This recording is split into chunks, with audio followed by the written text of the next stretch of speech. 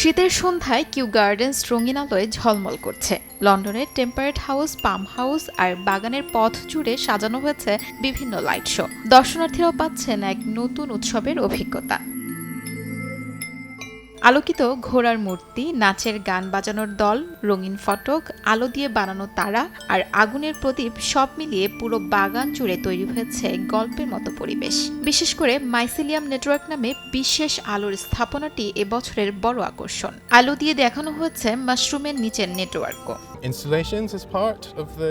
এবছর আমরা এনেছি 8টি একদম নতুন লাইট স্থাপনা, পাম হাউসের পুকুরের ওপর নতুন ব্রিজ, আলো দিয়ে তৈরি অর্কেস্ট্রা, বাতাসে ভাসা আলোর ফুল। আশা করছি সব মিলিয়ে দারুণ অভিজ্ঞতা হবে সবার। Mycelium networks reaching out.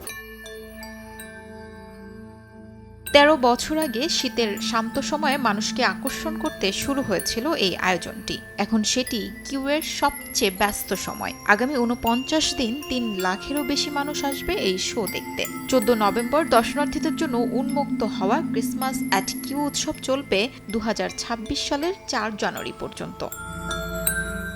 শিউলি রোজা, সময় সংবাদ।